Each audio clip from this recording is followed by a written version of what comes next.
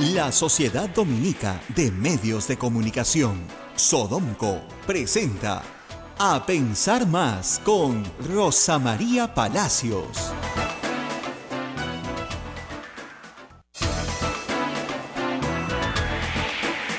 Señoras y señores, muy buenos días. Bienvenidos a Pensar Más con Rosa María Palacios a través de la Sociedad Dominica de Medios de Comunicación.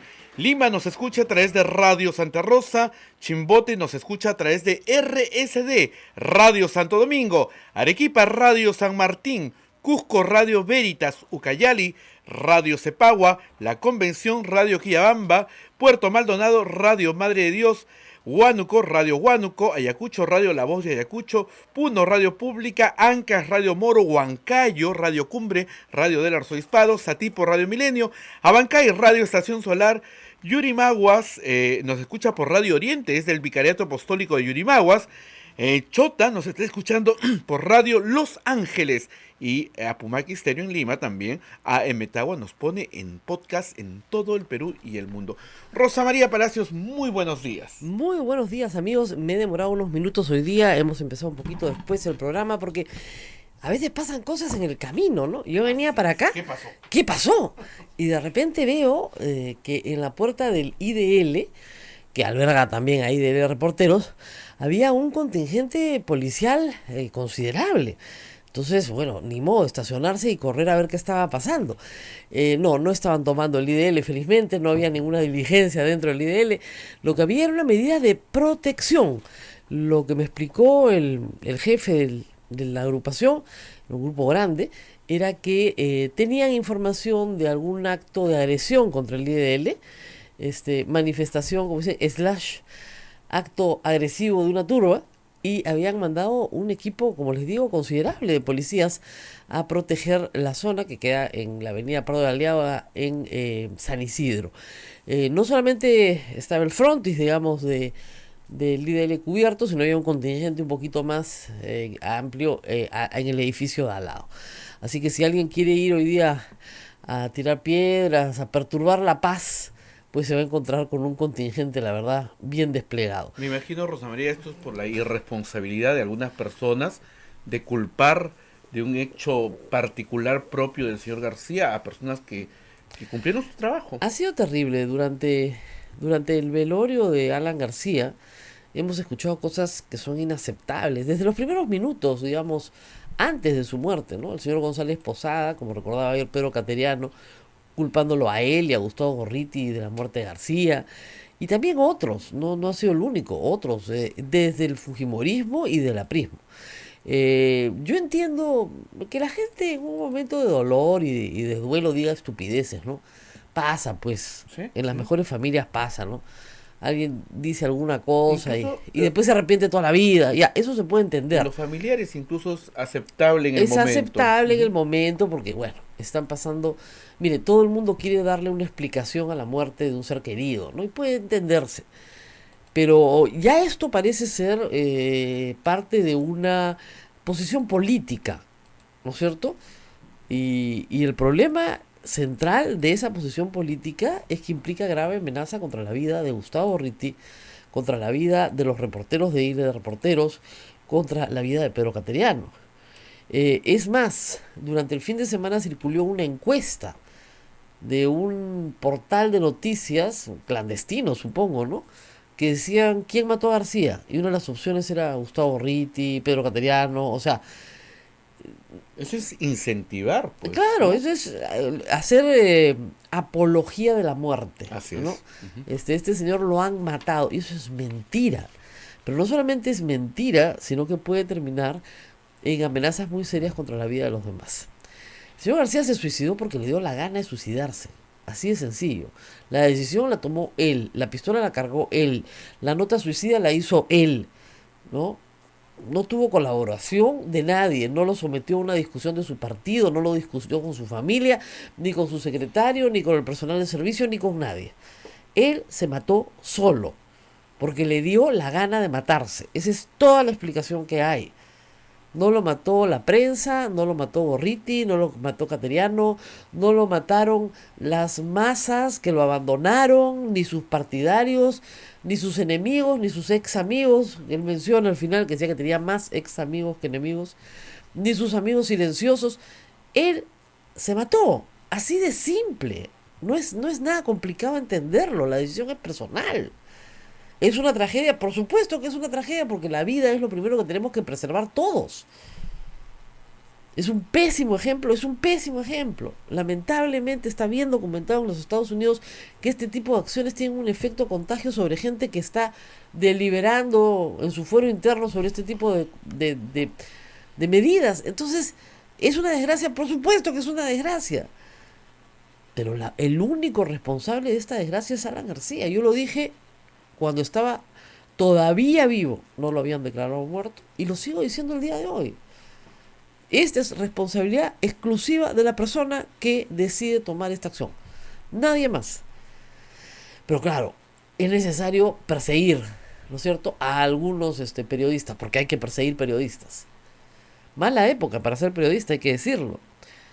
La gente de Ojo Público, Óscar Castilla, también Edmundo Cruz de la República, están en este momento con sus fines embargados por una investigación hecha sobre narcotráfico.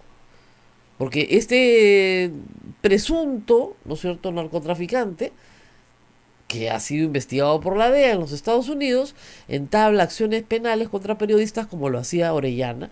Igualito, la misma metodología. Los enjuician a todos, le archivan las denuncias, pero por ahí caen donde una jueza pues amable con el señor y por fastidiar nomás te embargan todos tus bienes. Te dejan calato. O tenemos el caso ayer de Pedro Salinas, de nuevo. Así es. La jueza ni siquiera ha valorado, ¿cómo les digo?, una prueba presentada por Pedro Salinas. No tiene la más remota idea de lo que es libertad de prensa. No se ha enterado que en la Constitución dice que no hay delito de opinión. No se ha enterado, ni siquiera ha citado el artículo. ¿No? No dice la Constitución así, no hay delito de opinión. Eso dice la Constitución. Y no entiende qué cosa es el sodalicio, porque no entiende que el señor Eguren ha convivido 25 años en casas de el sodalicio, donde ¿qué se hacía? ¿No es cierto? Se instauraba una cultura de esa institución que promovía el abuso físico, psicológico, sexual. No se ha enterado que es el sodalicio, no sabe qué cosa es libertad de prensa. Amanecemos mal hoy día con la libertad de prensa, bien contra la pared. Y los otros que están contra la pared también con amenazas son los fiscales, por cierto, José Domingo Pérez y los demás fiscales, Vela, etcétera. ¿Dónde están ellos, sin embargo, hoy día? Pues están en Curitiba, donde tienen que estar, cumpliendo el cronograma pactado con Jorge Barata, que ya llegó a la sede del Ministerio Público en Brasil para ser interrogado. Ha empezado a las 7 de la mañana, hora de Lima. 9 de la mañana, hora de allá. Tenemos 2 horas de diferencia. Lo primero de lo que va a hablar Jorge Barata, felizmente, es del Metro de Lima, de las donaciones a la campaña de Alan García en el 2006 y del Metro de Lima. De esos temas se va a hablar hoy. Entonces Barata va a contar lo que sabe. Tiene que contarlo todo, porque si no lo cuenta todo, porque si se contradice su dicho con lo que se encuentra en los servidores encriptados de Odebrecht, entonces al contradecirse su dicho con eso, pues simple y llanamente el señor Barata será procesado en el Brasil por mentir o por omitir información que sí es de su conocimiento. El señor Nestre, ya lo adelantó, gerente de obra del Metro de Lima, se reservaron 24 millones de dólares para coimas, cohecho, bien claro lo ha dicho. Él responde por 10, por los otros 14, Barata. Los 10 por los que él responde eran por los que él entrega o manda a entregar de Cuba, viceministro de Transportes y Comunicaciones, en realidad viceministro de Comunicaciones, nunca se entendió bien porque hacían transportes, si no hubiera sido designado para hacerlo por Enrique Cornejo, muy bien. Él y su grupo recibieron 6.800.000. Atala, 1.200.000. Ahí habían 8. Nestre dijo que él podía justificar hasta 10. Pero no, porque había 1,5 más del primer tramo del metro. ¿Ok? Hasta 10 podía justificar. Los otros 14, dijo Barata sabe. Y aparecieron 4 en manos de los Atala. Perdón, de los Atala en los manos de los Nava. Y falta todavía 10 más, y 10 y fracción. Y hoy día nos tendrá que decir dónde están y para quiénes eran. ¿Fueron contratos amañados con Transportes Don Reina, como se especula también por la cantidad de contratación que tuvo Transportes Don Reina en ese periodo? ¿Quiénes son los doleiros? ¿Quién traía el dinero? ¿Cómo lo llevaban? ¿Cómo lo traían? Todo eso se va a aclarar el día de hoy. Un día que estoy seguro Alan García no quería que llegara. Y sabía que hoy, martes, llegaba. Y que el primero era él. Así de cierto. ¿Quién está mintiendo acá? Está mintiendo Gustavo Gorriti y de Reporteros. Pedro Cateriano, que ha publicado un libro completo con la investigación del primer gobierno García. Un libro que usted puede ir y comprar, no hay nada oculto. Que tiene toda la investigación realizada al primer gobierno García. O sea, están ahí los datos. Cualquiera que se quiera informar sabe qué es lo que pasó en el Perú. Ha sido increíble lo de esta mañana, la verdad. Bueno, hay un editorial también hoy día de Gustavo Gorriti señalando que ha guardado prudente silencio durante varios días por razones del duelo de la familia del señor García, que lamenta su suicidio, pero que no van a parar de informar, ni van a parar de trabajar en el caso Lavallato, que tienen investigándolo, ya van a ser 5 años. Porque hay que recordar una cosa. Cuando nadie informaba en el Perú sobre Lavallato, y este ya era un escándalo en Brasil, cuando Odebrecht se negaba a reconocer sus delitos, IDL ya estaba informando. En otros países del mundo era un escándalo. Acá la noticia ha sido noticia recién a partir de que Odebrecht en diciembre del 2016 reconoce a nivel mundial las coimas que ha pagado en un acuerdo de colaboración gigantesco con la Procuraduría, que es la Fiscalía en Brasil. Un acuerdo de colaboración que incluye un reconocimiento ante las autoridades suizas y ante las autoridades de Estados Unidos y el pago de las multas correspondientes a Suiza y Estados Unidos. O sea, ese fue el inicio para nosotros. Pero en diciembre de 2016, Gustavo Gorriti y IDL Reporteros ya tenían publicados 2 años de investigaciones sobre el tema. Por ejemplo, al señor Leao Piñeira, que ayer no se le pudo interrogar porque su abogado perdió el vuelo y no llegó y se le va a interrogar con otro equipo simultáneamente hoy día, se le tiene que preguntar sobre una investigación que publicó justamente IDL, por la cual el señor Castañeda Locio cambiaba el parque que íbamos a tener acá en el río Rímac por el bypass del 28 de julio. Y Leao Piñeira felicitaba a la señora Giselle Velarde, que había trabajado que trabajaba para OAS y había trabajado para Castañeda y vuelve a trabajar para Castañeda, la felicitaba por el cambio, porque OAS no quería hacer el bendito parque, quería un bypass. Entonces, todo eso se tiene que presentar. ¿Quién sacó los WhatsApp? Los sacó IDL Reporteros. Estamos hablando hace 2 años, o un poco más. No, perdón, ya 3, se me confunde, estamos en 2019. 3 años. Y recuerdo haberle preguntado a Gustavo en esta misma cabina, ¿por qué no está esta información hoy día en todos los periódicos? Nadie le dio ninguna importancia. Y era una información muy importante sobre cómo OAS había coimeado en el Perú. Luego vino todo el caso Susana Villarán, que es mucho más complejo porque implica la firma de los contratos. Pero lo de Castañeda sucedió meses después de haber sido elegido. Perdón, la conversación del chat es antes de que sea elegido. Antes, están pactando para que después, ¿no es cierto?, ya no se haga, y eso fue lo que efectivamente sucedió. Entonces, es algo que tú dices, no puedo creer que teniendo estos hechos delante de nuestros ojos, ¿no es cierto?, sigan insistiendo en que la culpa la tiene la prensa. La culpa no la tiene la prensa, la culpa la tienen los políticos corruptos. ¿Para qué se corrompen, pues? Gustavo ahorita se menciona una frase que yo he escuchado también estos días y que la recoge también Juan Carlos Tafur en su columna, ¿no? No politicen la justicia, Pero si son los políticos los que delinquen, ¿qué cosa vamos a hacer nosotros? Cuando los políticos dejen de delinquir, no politizaremos la justicia, pues. Empecemos por ahí. Empecemos por ahí. Yo no estoy adelantando condena contra nadie. O sea, todo esto tiene que verse en juicios orales, donde las partes puedan defenderse, donde haya debido proceso, etcétera. Pero no en vano, ¿no es cierto?, estamos diciendo que al menos un grupo importante de políticos peruanos de todas las tendencias se han mezclado con dinero sucio. Tal vez en algunos casos no sea delito, pero sí se han mezclado con dinero sucio, pues. ¿Quién está politizando la justicia? ¿La prensa o los políticos?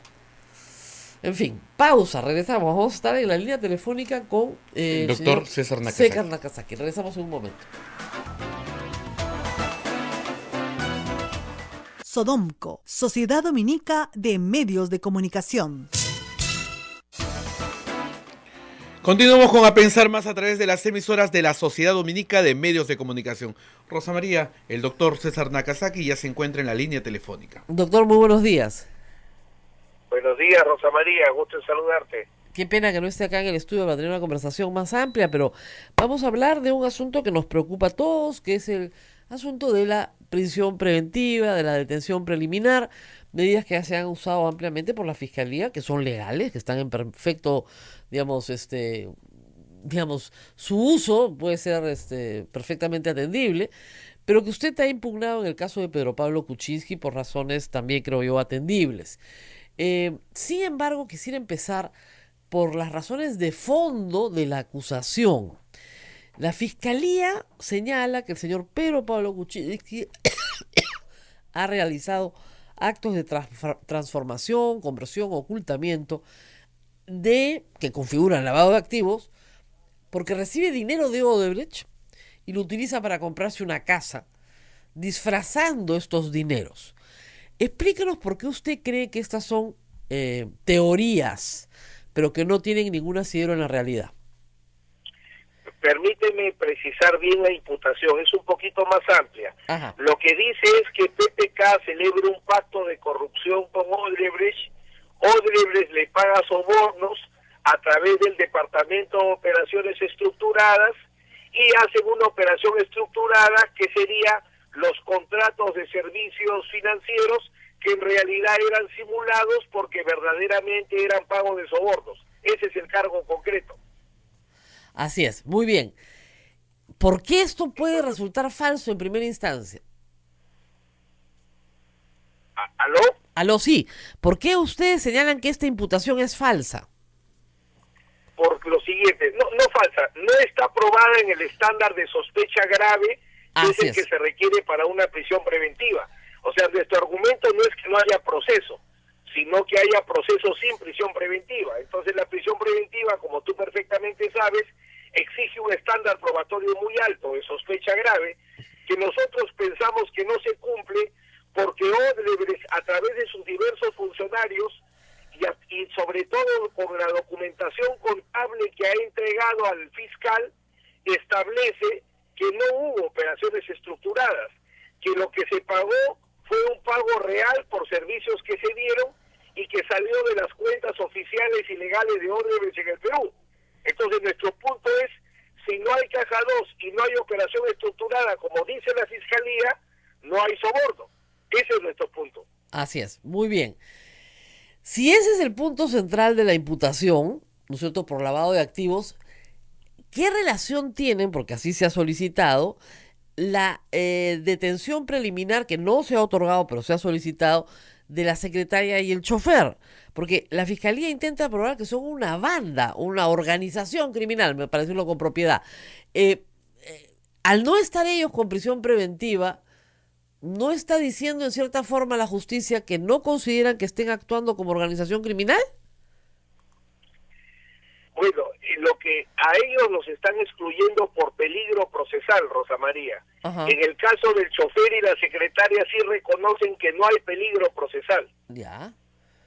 ¿Y cuál peligro procesal hay en el caso del señor Kuczynski, que está echado en una cama en cuidados intensivos con el corazón con arritmia?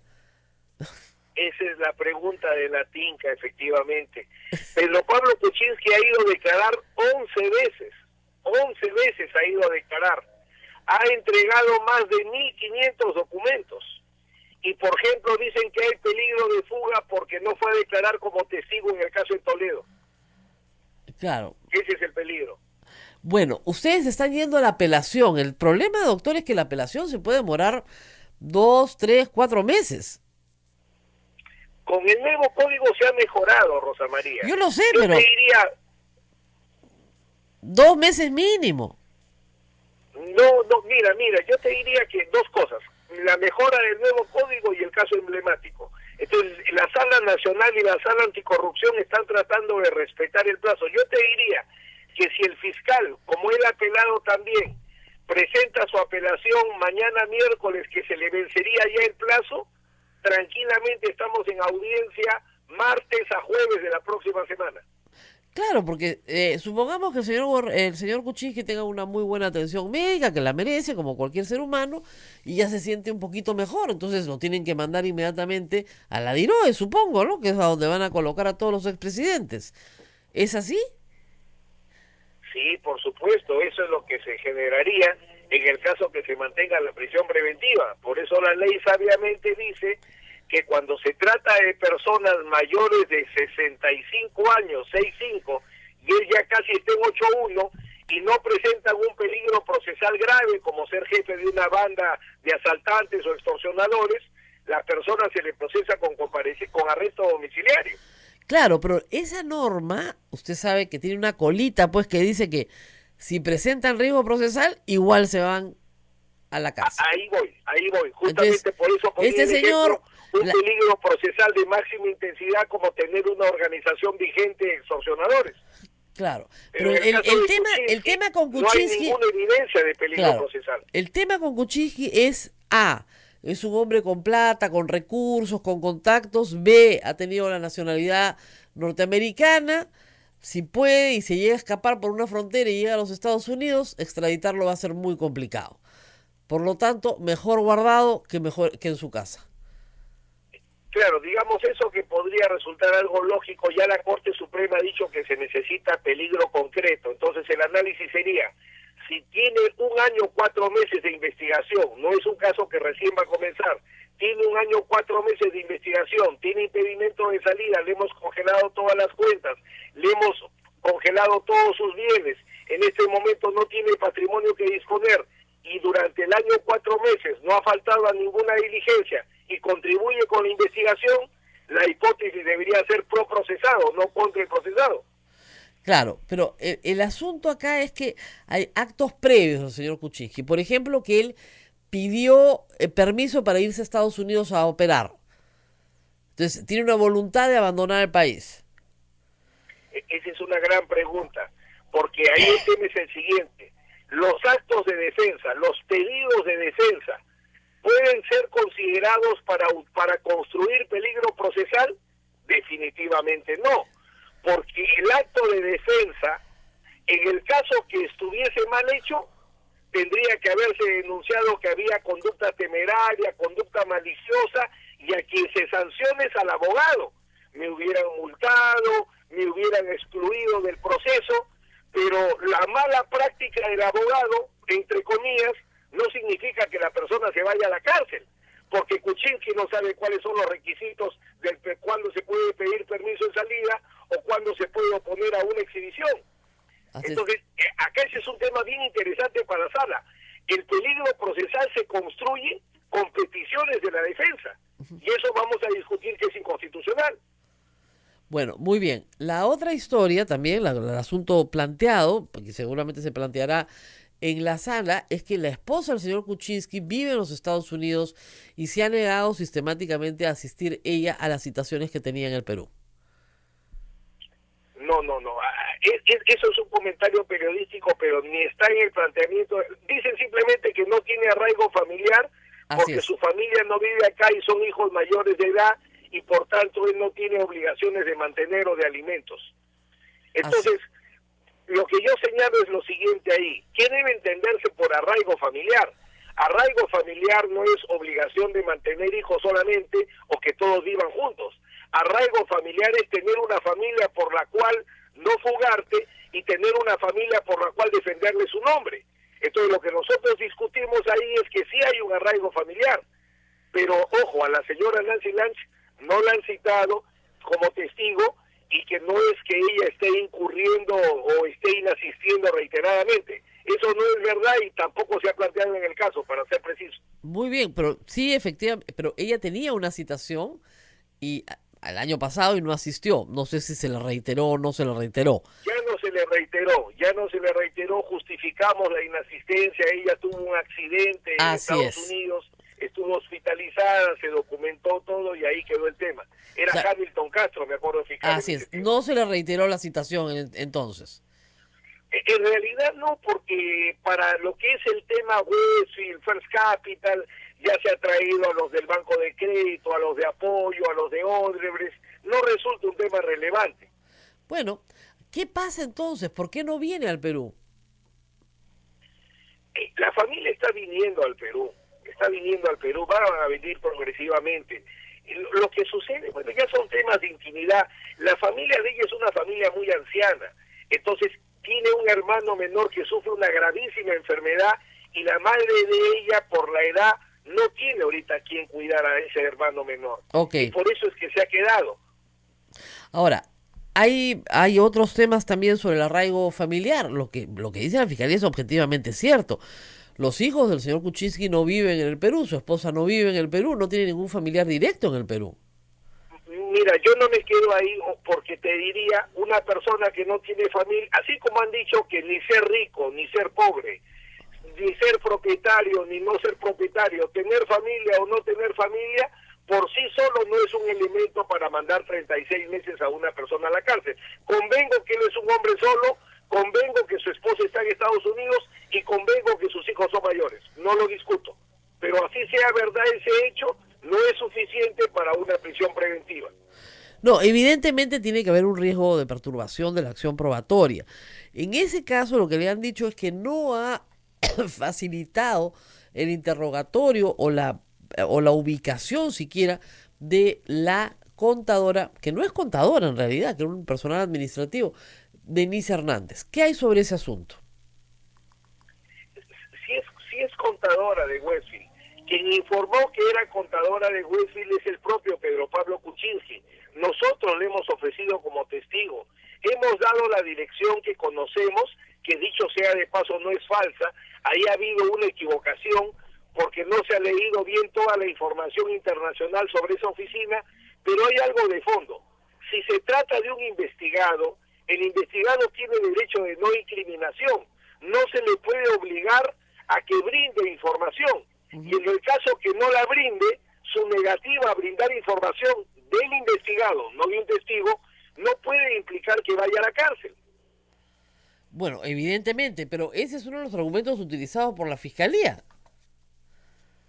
Bueno, efectivamente, el fiscal hizo ese planteamiento y el juez, a mi modo de ver, prejuiciado, porque era desde el comienzo de la audiencia que se veía que él favorecía la tesis del fiscal, ha dicho que sí. Ahora nosotros hemos apelado el día de ayer y confiamos que la sala revierta esta prisión preventiva que ha sido unánimemente criticada por la comunidad jurídica y diversas autoridades. Así es. Sin embargo, parece ser que esta va a ser, le digo por otros casos, el más o menos el tenor, ¿no? En el caso de Keiko Fujimori, donde sí se probaron actos de perturbación de la justicia, sobre todo en el caso de otros testigos o otros coautores. Yo presumo que en el caso de Pedro Pablo Kuczynski, hasta que no se llegue al Tribunal Constitucional, va a seguir sucediendo lo mismo. Por lo menos en el Poder Judicial la respuesta ha sido igual. Yo lo que veo, Rosa María, es que vivimos una situación muy especial. Nuevamente nos enfrentamos a un problema que, por cierto, no es nuevo, que es el abuso de la prisión preventiva, pero que tiene ahora una característica. La Corte Suprema y el Tribunal Constitucional están haciendo esfuerzos significativos con sentencias y casaciones para dar las herramientas adecuadas a los jueces para corregir. O sea, ya hay las herramientas. Lo que hay que lograr ahora es que los jueces las utilicen, y confío en que eso se produzca en este caso. Bueno, pero es que no las utilizan. O sea, yo he leído la sentencia también de la Corte Suprema reciente, la última, donde dice exactamente lo que usted dice, pero el juez de primera instancia no le ha hecho caso, el juez de investigación preparatoria no le ha hecho caso en absoluto. ¿Por qué la superior podría hacerle caso? Primero porque son jueces de más experiencia, más cuajados. Este juez es un juez que recién se ha incorporado al sistema anticorrupción, viene de Ancash, reemplaza lamentablemente a un juez Chuyo, que era un juez muy bueno en la sala anticorrupción, y ya la sala ha corregido en otros casos, ¿no? O sea, hay otros precedentes donde la sala ha corregido. Creo que más aún, este es el primer caso del sistema anticorrupción de los casos Lavajato, donde se va a analizar, por ejemplo, el arresto domiciliario con una persona de más de 80 años. Creo que hay varios temas que van a motivar a que la sala pueda revertir esta detención arbitraria. Doctor, hay otro asunto que va a ir más en el fondo, digamos, de la acusación el día que se acuse, pero que creo que debió haberse visto desde el principio. El caso del señor Kuczynski, en el peor de los casos, es un caso prescrito. O sea, en el peor de los casos me refiero a su situación jurídica. Es decir, si cometió un delito, es un delito de tráfico de influencias o es un delito de negociación incompatible. Y esos delitos, si se cometieron en el 2006, o aún si se hubieran cometido en el 2009, el 2019 están prescritos. ¿Por qué no se ha ido por ese camino? ¿Por qué se ha permitido la imputación por lavado? Justamente lo que sucede es que como el delito de lavado es autónomo, así esté prescrito el delito fuente, el lavado de activos se puede mantener. Pero tú muy bien marcas, y yo comparto plenamente tu reflexión. Uh-huh. Así como en el caso de Ollantaytamala y Nadine Heredia, jamás va a ser lavado de activos por tantas cosas que hemos analizado en otro momento. Uh-huh. Si acá, mira, ya está a punto de aprobarse el acuerdo entre Odebrecht y el Estado peruano. En ese acuerdo, la Fiscalía le acepta a Odebrecht dos afirmaciones. Le acepta que no hubo sobornos en Trasvase Olmos, uh-huh, que es uno de los proyectos del caso Kuczynski, y le acepta que en la Interoceánica Sur, tramos 2 y 3, al único que se ha coimeado es a Toledo. Entonces la pregunta del millón es, ¿por qué la Fiscalía, para celebrar el acuerdo con Odebrecht, acepta que en Olmos no hubo coimas y acepta que en la INSA solo se coimió a Toledo, y el mismo hecho no lo quiere aceptar para que no haya prisión preventiva de Kuczynski? No, yo tampoco lo sé, pero digamos, yo creo que al igual que en el caso de Keiko Fujimori, sus abogados debieron pelear diciendo que no había lavado. Y en el caso de usted, lo mismo. Al margen de las condiciones, el primer presupuesto para la prisión preventiva es que exista un delito con una pena superior a 4 años. Si no hay ese delito, ¿cómo se va a ordenar prisión preventiva? Claro. Porque, digamos, la tragedia sería que te metan 36 meses con prisión preventiva y no te acusen nunca porque resulta que el fiscal no puede probar el delito. Nosotros discutimos que no hay delito. Nosotros discutimos la prueba suficiente, el peligro procesal y la proporcionalidad. Los 3 temas los estamos discutiendo. Uh-huh. Claro, pero no... Digamos, el debate sobre el primer punto no se recoge en la resolución del juez mayor explicación. Ese es uno de los cuestionamientos fundamentales. El juez no ha dado respuesta a ninguno de nuestros argumentos. Es importante que los radioyentes conozcan. Las personas no tienen derecho a que se les dé la razón, pero sí tienen derecho a que se les explique por qué no la tienen. Y el juez no ha enfrentado ninguno de nuestros argumentos. Por eso es que lo que te estoy comentando no lo ves respondido en la resolución de prisión preventiva. Así es extraño. Bueno, y pregunta ya sobre la salud del expresidente, ¿cómo continúa? ¿Aló? Doctora Rosa María, no te escuché muy bien. No, la pregunta es la salud del expresidente, porque es un tema central. ¿Cómo continúa? ¿Qué perspectivas tienes? ¿Cuál es, como dicen los médicos, cuál es la prognosis? Sigue en la unidad de cuidados intensivos. La presión auricular ya se ha empezado a controlar, pero la ventricular hasta ahora no está controlada. sigue con problemas. Va a tener que hacerse alguna intervención porque entiendo que tenía que se le hizo un cateterismo que lo que busca son efectivamente... El cateterismo se ha hecho, no se ha encontrado una arteria obstruida que implique una cirugía, pero sí un tratamiento medicamentoso porque adicionalmente al tema de la presión tiene un severo problema de coagulación que también se lo están tratando de controlar. Bueno, normalmente los pacientes con este tipo de dolencias están tomando anticoagulante, normalmente. Y efectivamente, el control es complejo porque cualquier cortecito que una persona anticoagulada tiene implica una enorme hemorragia. Entonces tiene que controlarse eso muy rápidamente. Me imagino que él está tomando anticoagulantes y por eso lo tienen que controlar por ahora.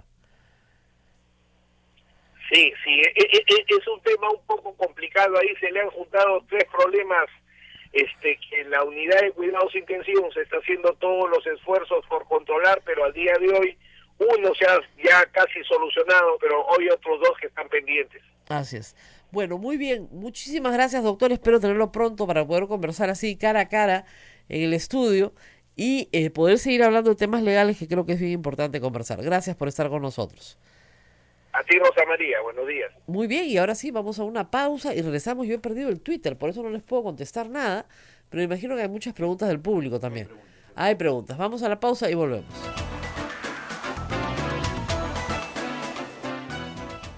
Sodomco, Sociedad Dominica de Medios de Comunicación.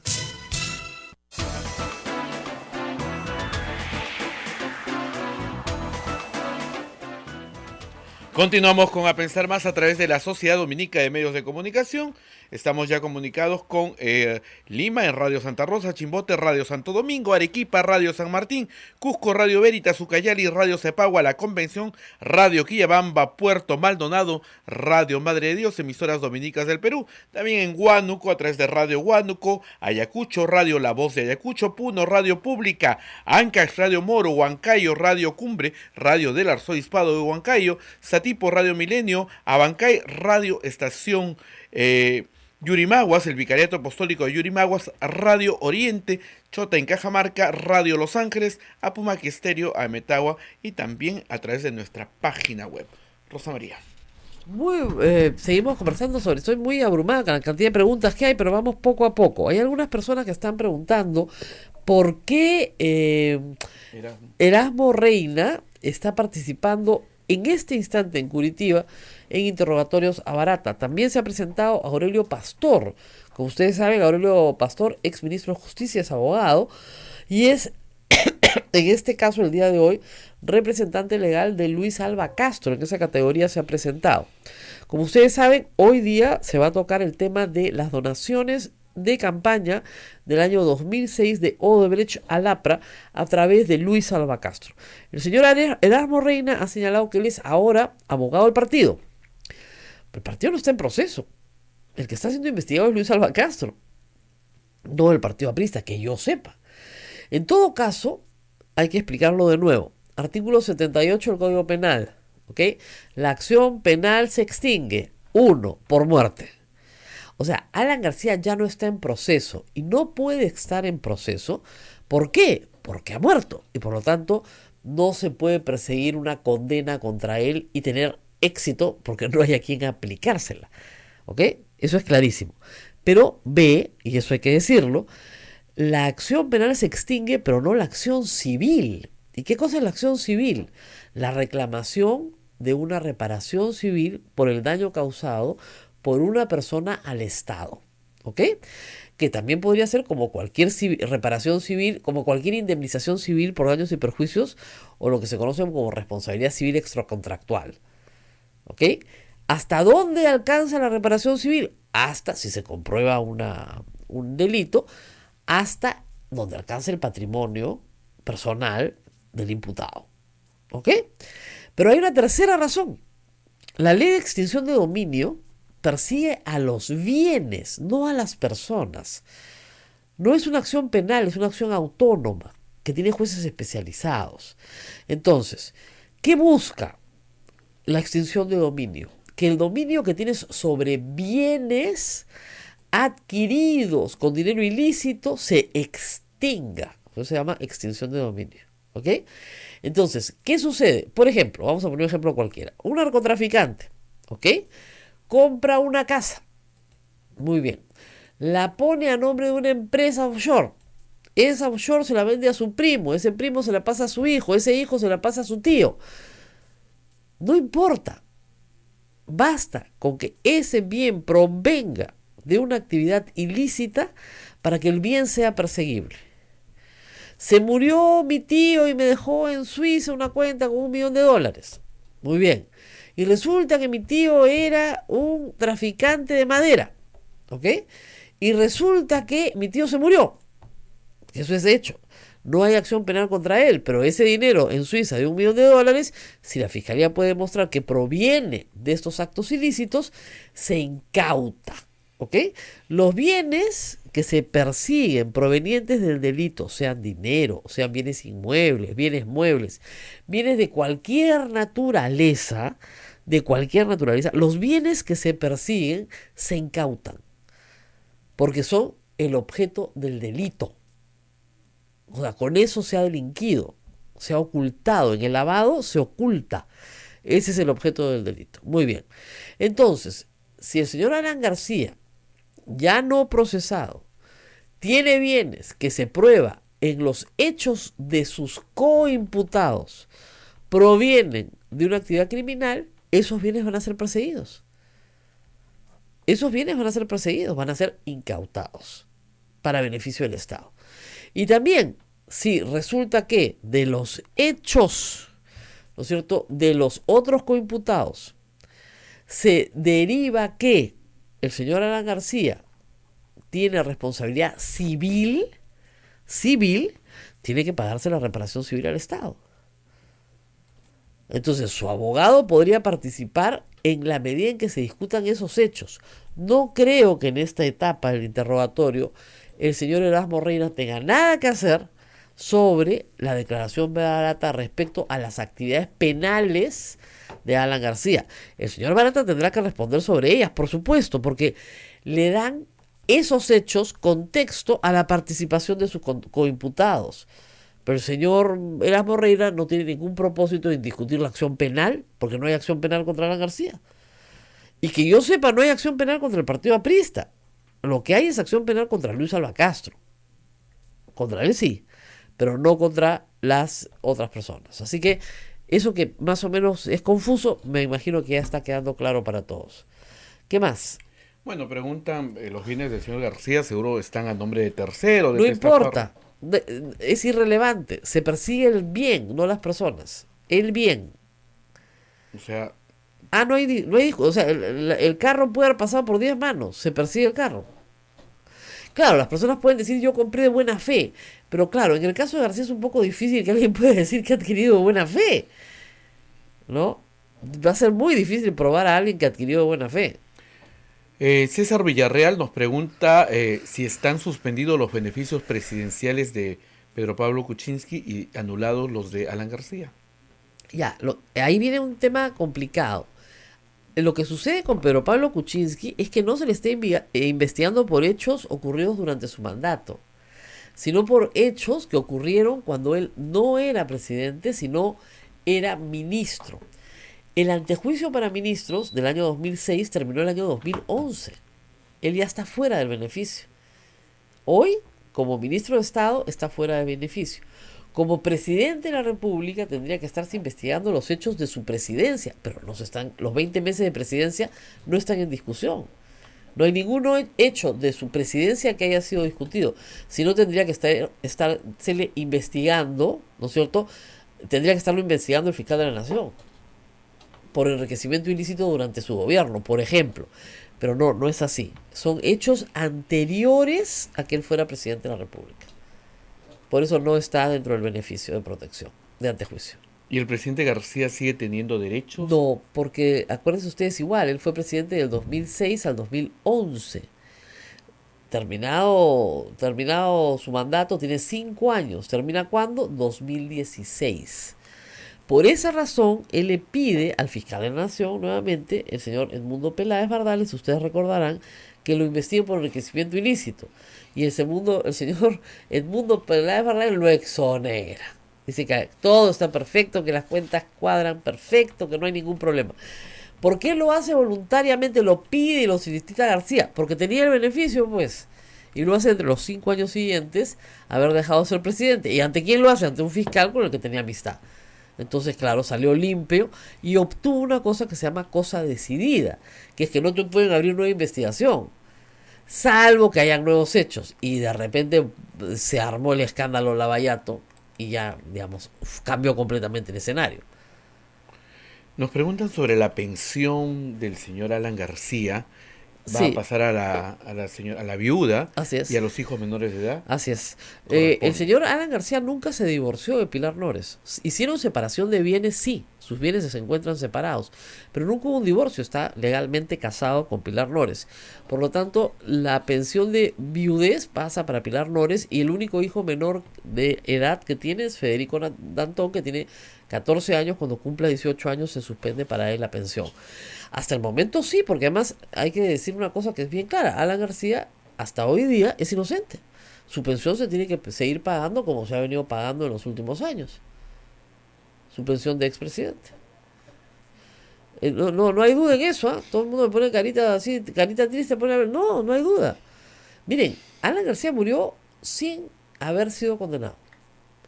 Y nosotros tenemos en la Constitución una presunción que se llama la presunción de inocencia. Nos guste o no nos guste, ante la ley es inocente. Ante usted que me escucha, usted puede hacer el juicio que usted quiera, pero ante la ley es inocente. Y por lo tanto los beneficios, etcétera, que ha tenido durante su vida se siguen manteniendo en tanto no se pruebe lo contrario. Y no se va a poder probar en su caso. ¿Por qué? Porque la acción penal se ha extinguido. O sea, la pensión no la van a perder, porque la acción penal se ha extinguido.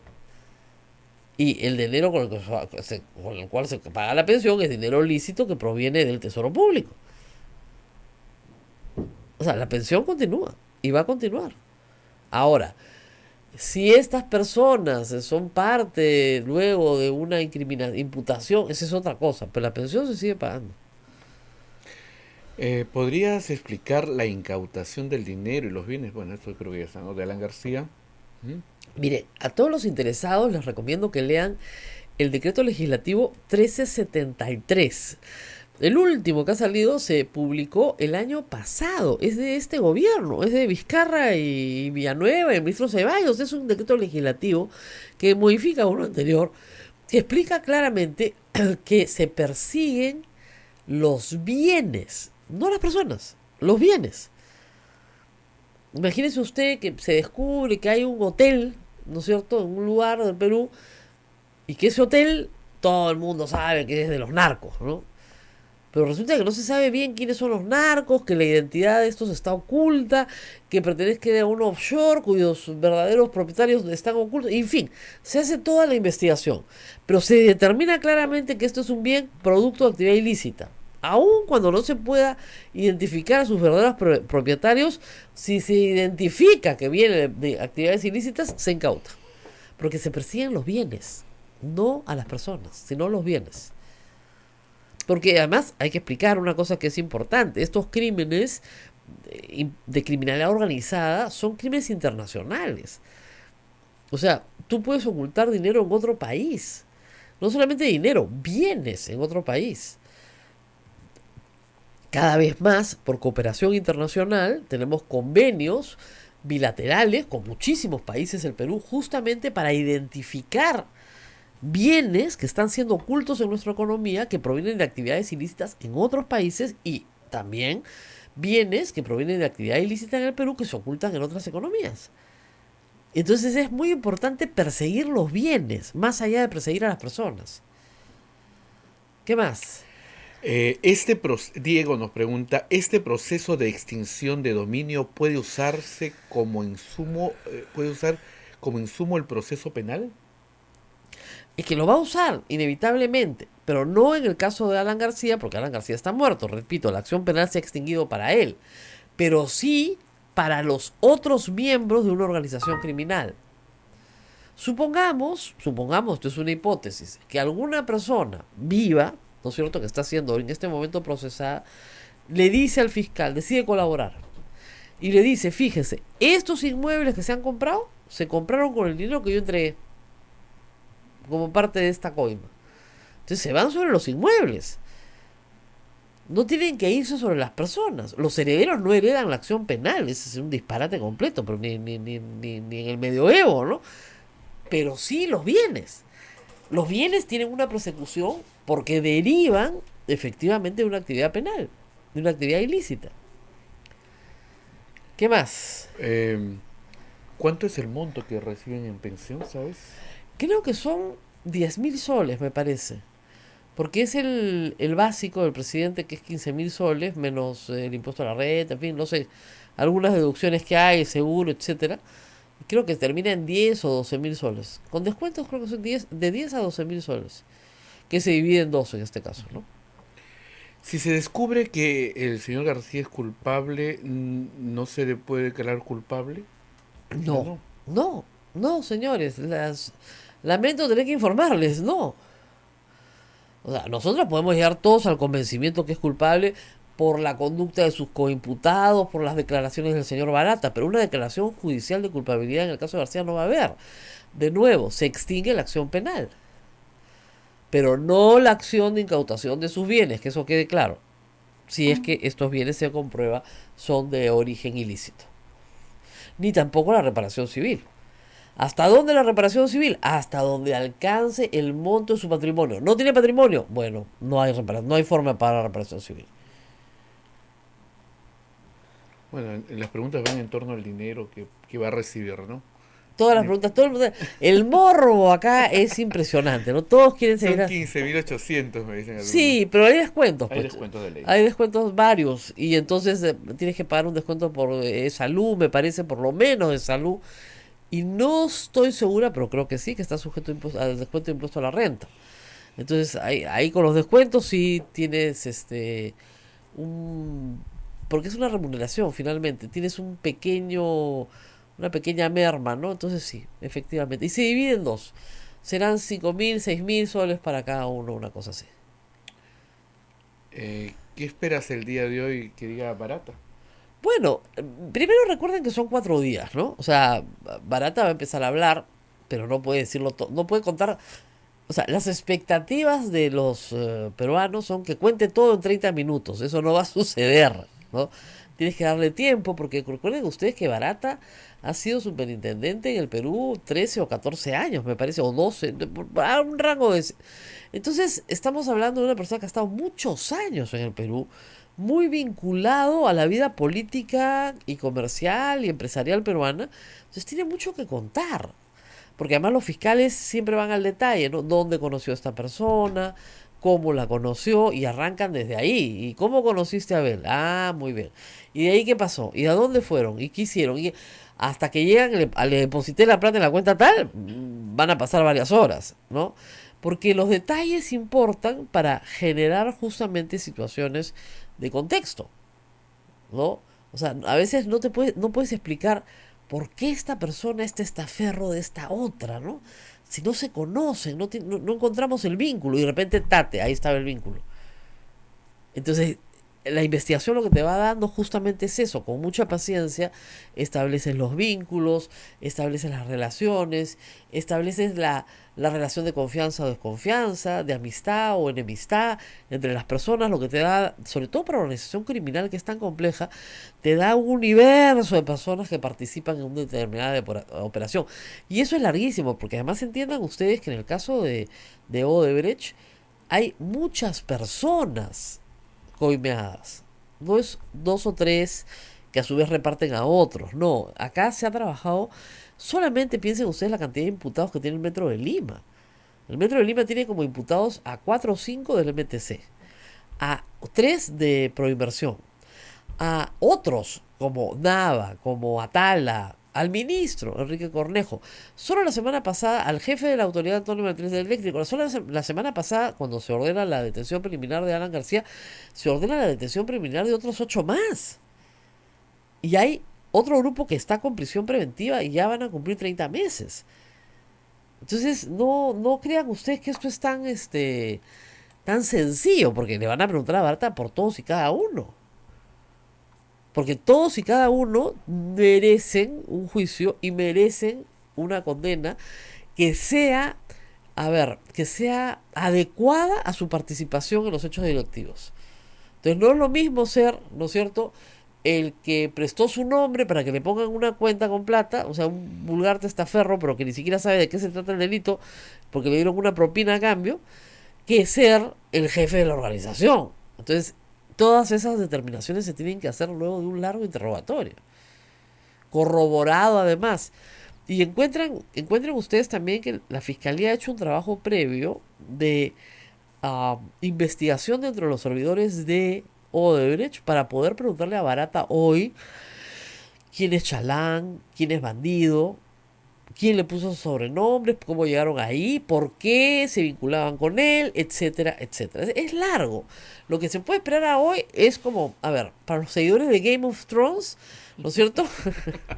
Son 6 capítulos, ¿no? Bueno, este es como el capítulo 1, todos se van a encontrar, ¿no? En el 2 todos se despiden antes de la batalla. Supongo que en el capítulo 3 llega la batalla, ¿no? Entonces creemos que llega la batalla.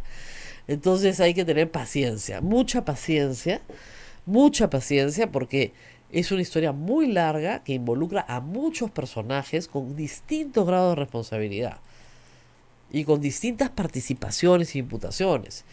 Miren, para el caso del Cusco están dedicando un día entero. Para el Cusco me parece que es todo un día. Entonces, son varias imputaciones. El caso de la Municipalidad de Lima, hay varias horas dedicadas para eso también. Porque además ese es un caso complejo porque no solamente involucra a Odebrecht, sino a OAS, a otra empresa. Entonces las personas imputadas no van a ser solamente imputadas por la actividad de Odebrecht, sino también por la actividad de OAS. Lo cual es mucho más complejo. Entonces paciencia, tengan paciencia, todo se va a saber.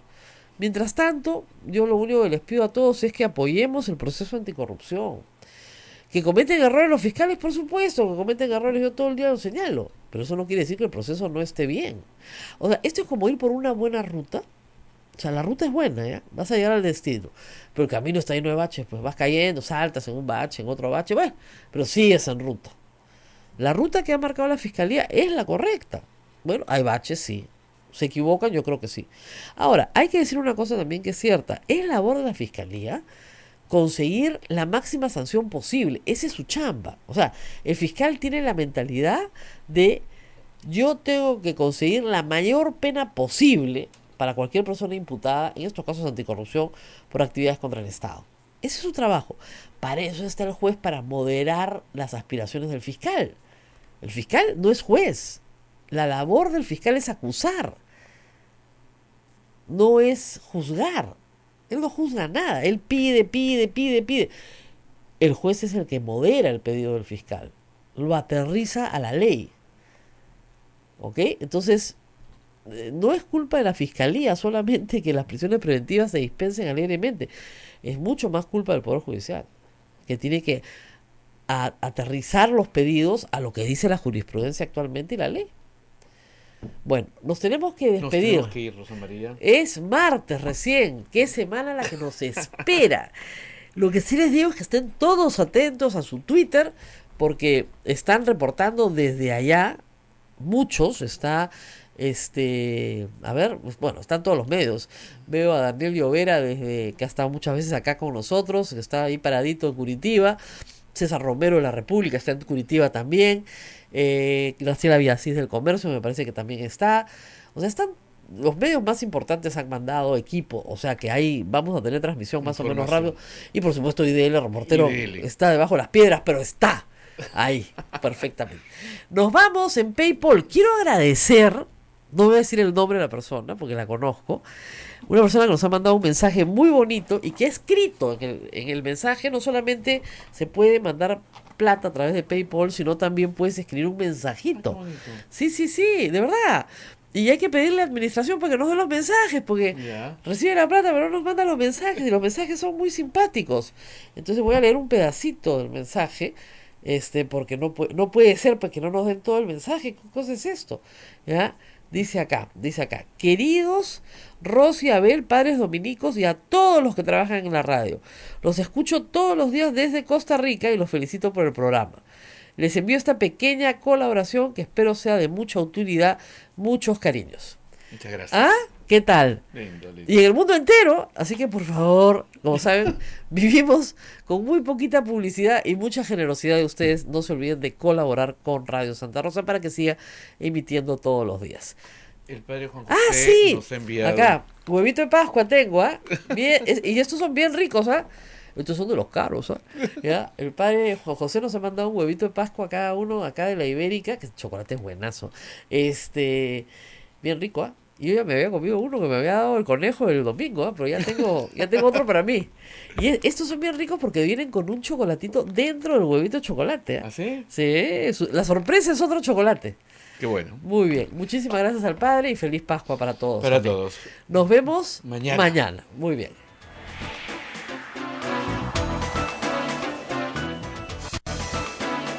Hasta aquí, A Pensar Más con Rosa María Palacios.